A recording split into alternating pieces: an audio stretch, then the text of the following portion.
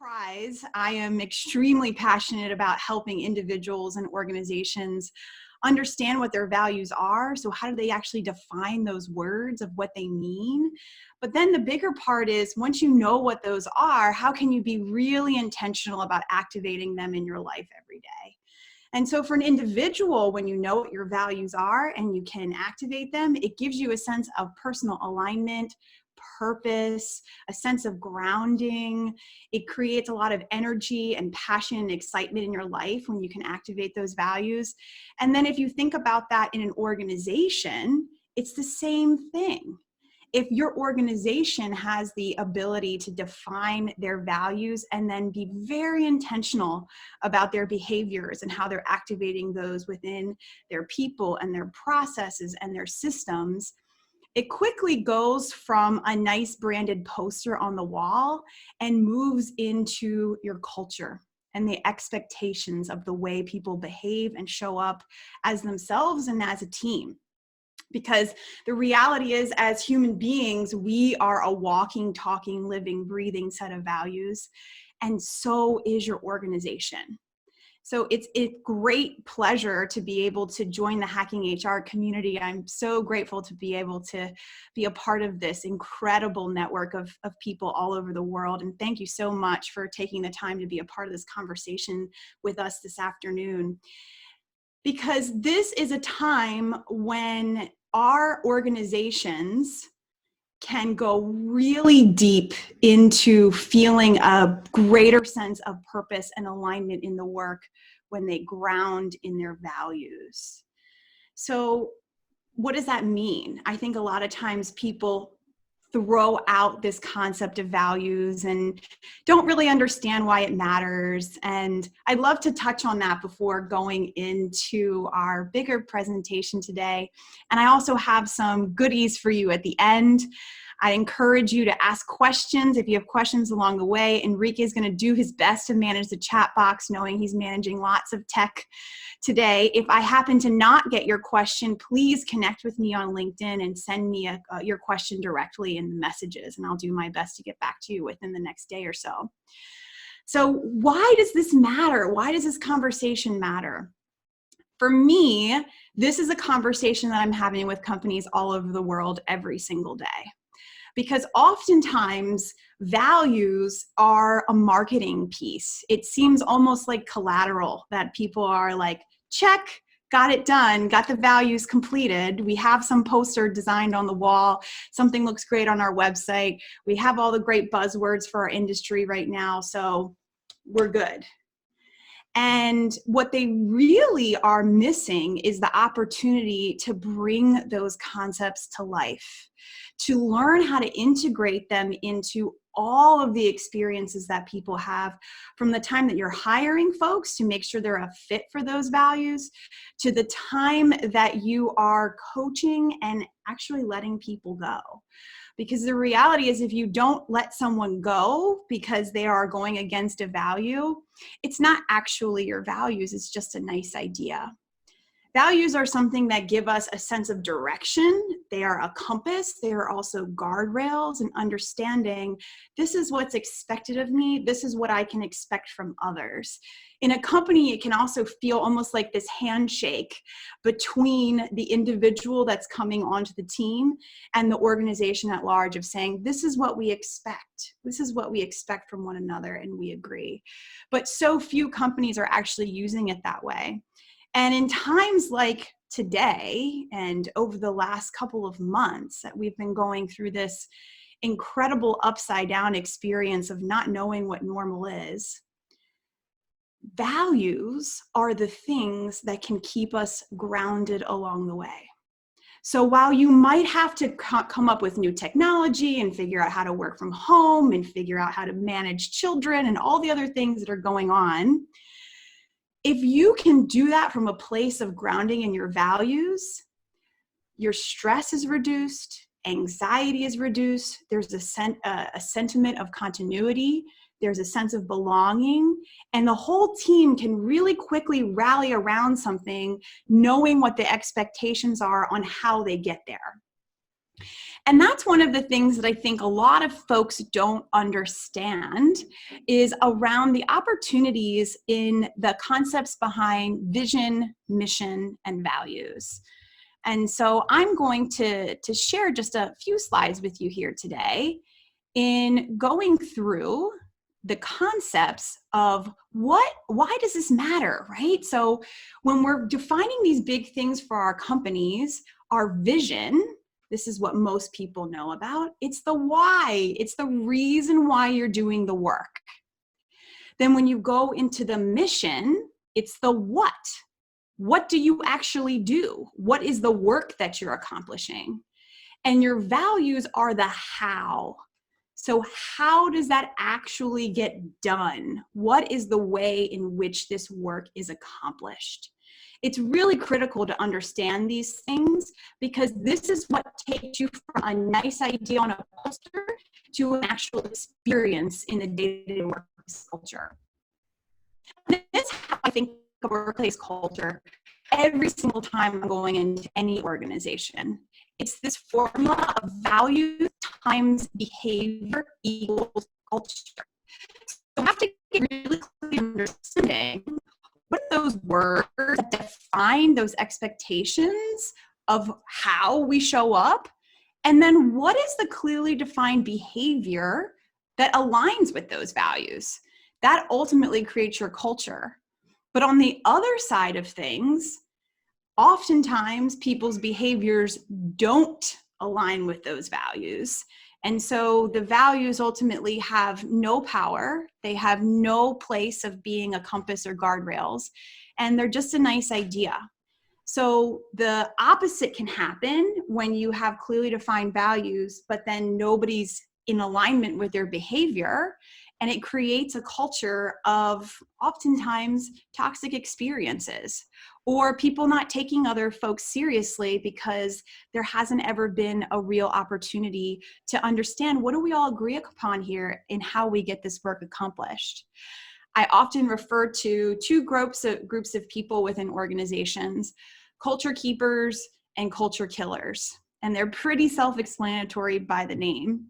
But the culture keepers would be the folks who are really showing up in that behavior. They're really setting the tone for what the expectation is around these values and the environments around them and what they're doing in order to create a sense of healthy culture. Those are the things that can be replicated in the individuals that are creating just incredible sense of community and purpose for the teams.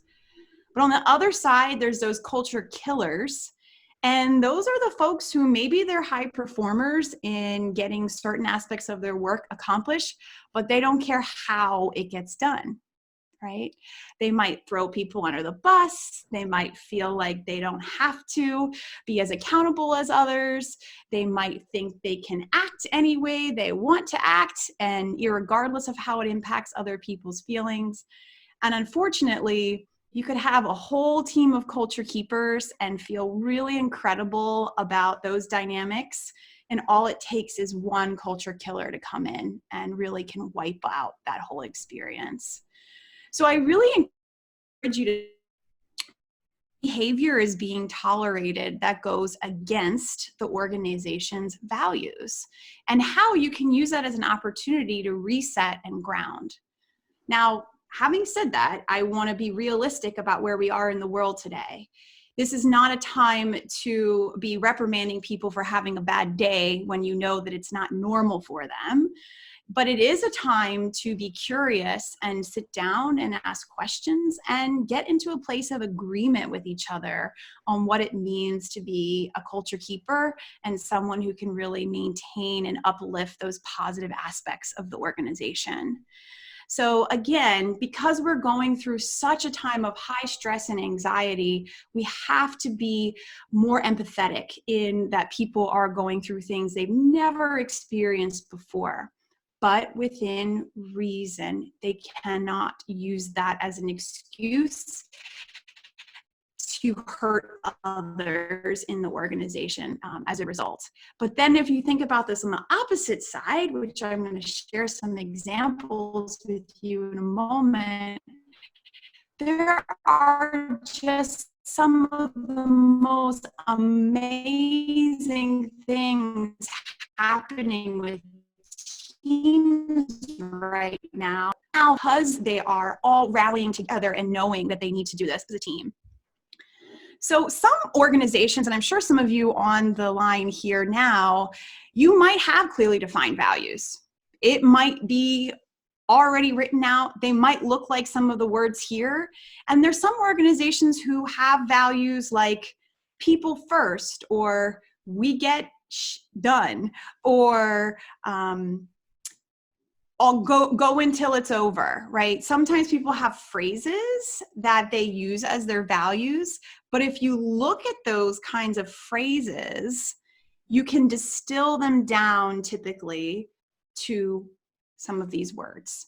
And now this is not a comprehensive list of values, but I wanted to share these with you in case you're in a situation where your organization doesn't currently have values, simply to follow along with this exercise. I do not encourage to just pick some off a list and make those your values for your organization. There's a much more comprehensive process in doing that. That's the work I do regularly with organizations. But I thought this could give us a starting point if you happen to be in the situation where you don't have any values and clearly defined, because you do have values, but they aren't perhaps written down yet.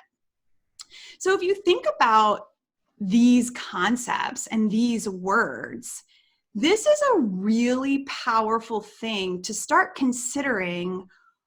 Where are you in or out of alignment with these things? So I have a worksheet that I'm going to walk you all through in a moment. But before we get into that, I'm actually going to go back here. Before we get into that, I'd like to just share a couple examples, because I know whenever I'm working anywhere, hearing what other companies are doing can be so powerful. So the first thing that I want to share is from a company that I'm working with right now, who before coming into this pandemic, they were having a serious issue when it came to communications. In fact, it was the number one thing that came out that needed incredible improvement. And it was specific around direction, strategic direction, and just understanding what was going on in the company at large. And so it felt like there was going to be this really big overhaul that needed to be done over a strategic process in time. And then we got into this place. Well, one of their values is communication. So instead of saying, well, we didn't know how to do it before, so I guess we'll just keep going in that direction, we all rallied around this really quickly and created a plan to say, where can we more deeply ground in this value, and how can we take action right away? Right away. Within a week, we are now doing bi-weekly meetings, half-hour long, where people call in. They're getting strategic updates from the organization. There's time for people to actually take a live poll so they can give real-time feedback on what they're hearing and what they're experiencing at home. And then there's also time for folks to just share and celebrate things that are going on around the different teams that you probably aren't going to know about because you're not sharing the same office anymore. So I'm telling you, this is something that in this time, you can quickly ignite new cultural norms that will be able to come with you along the way. So while this is something that we launched during this time, we 100% plan on keeping this forever. This is now going to be a pillar of that organization, a part of that culture, a normal experience that people are going to have every other week. And I got to tell you, it might seem like, well, that's not really a big deal. What's that big of a deal of putting together a half-hour meeting every other week? This has been a game changer. So when it comes to culture, it doesn't have to be wiping the whole slate clean and starting over. It can be these little things that make a big impact overall and ultimately are going to create more trust, more sense of connection, and a deeper loyalty to the organization and the team members within. So that's just one quick example. Another organization that I'm working with, they had an experience where they've been together for a long time. It's a small family-owned business, and they were just starting to launch all these really cool initiatives around helping to create a better sense of knowing each other. As Enrique talked about earlier, I'm in many ways the queen of getting people to be vulnerable, creating spaces where people feel like they can really be themselves and share that from a place of authenticity. And so this organization, like, that's a big stretch for them. This is not normal. It is not a way that they typically behave, but they wanted it deeply. They said, I've worked here for many years, and there's some people here that I don't even really know. I don't know what they do. I don't know even anything about them, but I've been working alongside them for years. And so we just started before the pandemic doing some of the work of getting them more connected to each other. Connection is one of their core values that we defined in this process. And after we started to feel like we were losing that connection because we were going remote, we once again were able to huddle and then double down in understanding how can we create a sense of connection that's going to be a natural weaving into what we're already doing. So they have calls once a week, every Monday. It's the same sort of thing. It's a sort of all staff check-in, giving updates. And what we've woven into those experiences now is that one or two people will take 5 or so minutes to share something almost like you would in show and tell if you were a kid again. Sharing something that maybe it's a pet, maybe it's a hobby, but something about them that they don't think the rest of the organization knows, and giving us a little more insight into who they are so that we can feel a deeper connection to each other in a way that we weren't even doing before, but now can become a normal part of the experience. And the feedback from that is just incredible in how many people didn't realize what they had in common with one another. So as you can imagine, when you start to realize through the value of connection and creating experiences where authentic connection is happening, it is immediately creating a deeper sense of belonging for all of the team members. And what happens when you have that? You have increased employee engagement, increased retention, loyalty, people feeling more willing and more excited to collaborate, because it's no longer just Enrique who runs Hacking HR. It's Enrique who we both share a passion for the mountains and being out in nature. And so while we can collaborate on a project together, we can also connect through the things that make us come alive. It does not need to be separate. In fact, it builds on what motivates us intrinsically and creates a really awesome dynamic between individuals throughout a process. So with that, I'm going to leave you with an exercise, and Enrique is going to share this in the chat with you. It's a few questions that I'd like for you to ask yourself. And what Enrique is sharing is actually a worksheet that you can download. Feel free to share it with whoever you think it could be helpful with. But I encourage you to start with the questions that are here. The first worksheet are these 3 questions here. So this can be a personal reflection that you do as an individual. This could be something that you share with your team. This could be something that you do as an organization at large. But when you really think about things from a place of appreciation and where you can go, it can take you and everybody else into an incredible place of empowerment towards positive aspects of your culture instead of dwelling in the past of what maybe isn't working. So the first question here, when in the last week have you experienced one of your values in action? Right? So if you have a value of connection or communication or authenticity, innovation, whatever it might be, when is an experience in the last week that you saw that value in action? And then think about distilling that down to, what did you appreciate about that? What did you appreciate about that? That'll help you understand what is it about this value that matters to you. And then the third question, where could you activate one of those values in the coming week through your own behavior?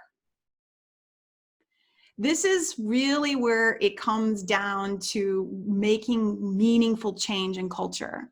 We often think that it's the job of HR or the CEO or the executive team to create the culture. And while they absolutely have a powerful impact on what the culture ultimately is, they often set the tone for that. It's every single person's responsibility. Every single person plays a role in creating culture every day. So when we ask ourselves a question like, where could I activate one of my values or one of our organization's values over the coming week in my own behaviors, we are saying, I want to be a culture keeper. I'm going to set this intention and I'm going to be a part of the positive aspects of this workplace. And that is significant. That is a significant shift and a significant opportunity. Now, this last question, I'm actually going to share my worksheet with you so that you can see all of these worksheets in action. Okay. So this is the first one that you're going to get with all of the questions. And here is the second one that I just want to walk you through so that it makes sense. It may be pretty self-explanatory, but I want to make sure. So all I'm asking you to do here is look at one of your values and then think about where your behavior is aligned and where your behavior is disconnected. So when I say your behavior, you could think about that as you as an individual.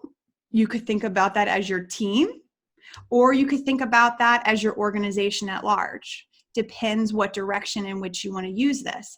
Now, again, while I do have the opportunity here to look at disconnected behaviors, I would hope this is not about dwelling on the past, but instead acknowledging where the opportunities exist, okay?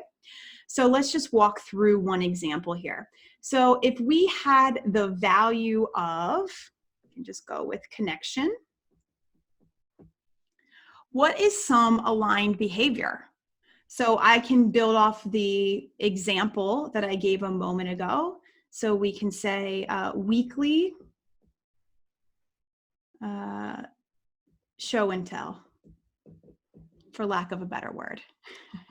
Aligned behavior, because this is a clear value of getting us connected to ourselves, connected to one another, and it's aligned because that's exactly what we're doing in this experience and in these behaviors.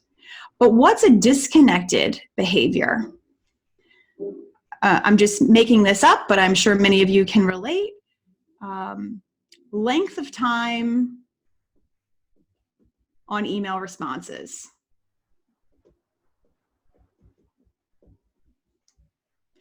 So, does that mean that this is a problem? Maybe, but maybe not. Maybe actually the disconnection, the length of time on email responses is because there's too many dang emails going out. People are so underwater that they can't actually get this done in a timely fashion. Or perhaps there's a cultural norm of not really having any true expectations on that we turn something around in 24 or 48 hours. There's never been a conversation about that. So there's never been an opportunity to agree. And actually, that's one of my favorite formulas is expectations minus agreement equals disappointment. And so we might have a set of expectations and somebody else has a set of expectations, but if we didn't take the time to agree on them, how do we know? So anytime you put something down on disconnected behavior, I'd love for you to get curious about it and understand what is underneath this that provides an opportunity to be more strategic and more intentional about how you're activating your value. So in this worksheet, I would encourage you to simply go through your values one at a time and think about aligned and disconnected. It's also an incredible exercise to do this with other team members separately, and then come together and share your responses at once. So you can see what are the different and unique ideas around that. So again, I would encourage you to think through these. Please take advantage of these worksheets. There's just a wonderful opportunity there. And we will make sure that any of your questions that you may have around this, that we can ensure that they're answered by reaching out to me directly, and knowing that there's always going to be opportunity around workplace culture. That's not about fixing it. You actually can't fix culture. If you can evolve, and it can morph, and it can slowly turn into what you ultimately want it to be. And values aren't just about putting some fancy and flashy words on a piece of paper. They're actually about chiseling away everything in that organization to get down to the core of what really exists, of how you get your work done, and why that matters so much in this time. So with that, I once again just want to remind you that culture is created by everyone's individual and collective actions. So if you're in an environment where you are feeling like there's lots of opportunity to change, start with yourself and see how people respond. You can treat it almost like your own little petri dish, your own little experiment to see. And if you are in an organization or you're in a position where you can bring it up as a bigger conversation, I encourage you to really dive deep into your values and understand where you're aligned and where you need to get back in alignment. Because at the end of the day, it really is the little things that are the big things. It's those little moments that people have a memory with you that will last with them in a way that gets them through some of these times of uncertainty and anxiety and stress. It's amazing what people are doing these days that are just tiny little gestures that can completely shift an entire day or more for folks. So I thank you for joining me in this experience of learning how to ground in your values during times of uncertainty. And I really hope that I'll hear from you, because I'd love to go deeper and answer any questions.